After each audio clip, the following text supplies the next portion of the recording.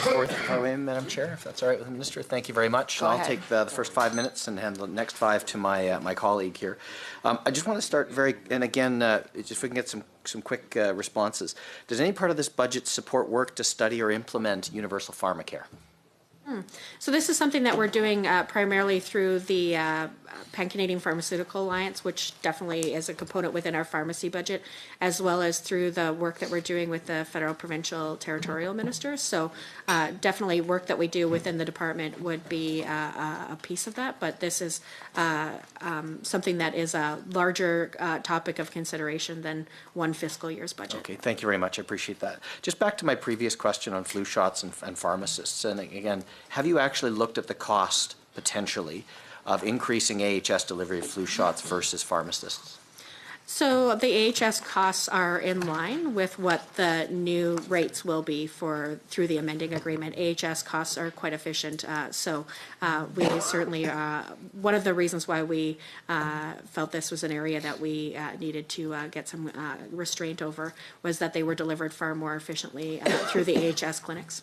Okay, so one of the we keep hearing about the 4.3% budget line item around pharmacy, and that is in the budget very clearly.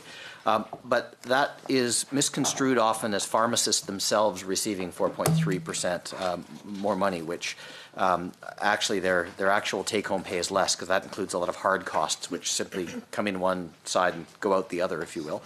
Other provinces like Manitoba is a bit of a different story because Alberta's scope of practice is much broader. The concern that's been raised to me by pharmacists in my constituency are the changes that have been brought in as a result of this amending agreement intended to reduce the scope of practice of pharmacists? No. Okay, thank you.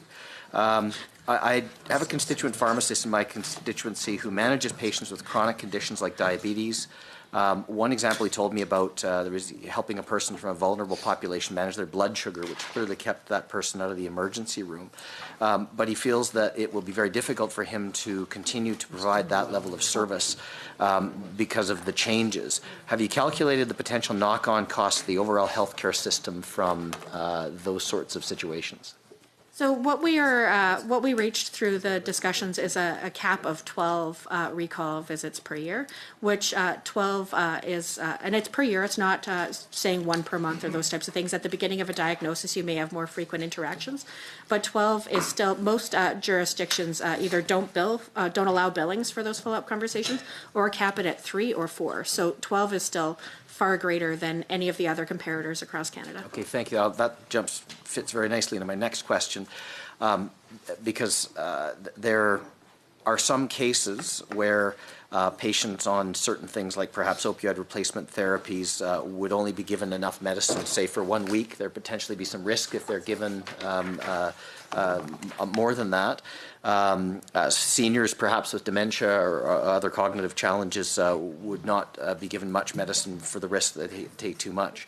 Have you given consideration to an exception process, perhaps a 2-physician sign-off where warranted, and this is for those rare cases where perhaps the 12 or the 2 dispensing fees per patient really don't fit a specific situation? Is there an exception process, and if not, have you given thought to creating one?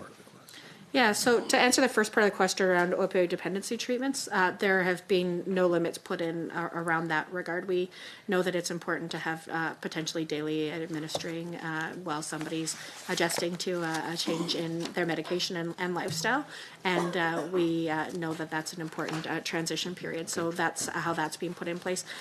In terms of other components, we're in discussions with a few specific facilities or pharmacies that have raised specific concerns. For example, the ACE program here, we have been in conversation with them and have another meeting lined up again for next week. So there are a couple of specific situations that we know may need to have conversations on the side, and we want to make sure that we consider that.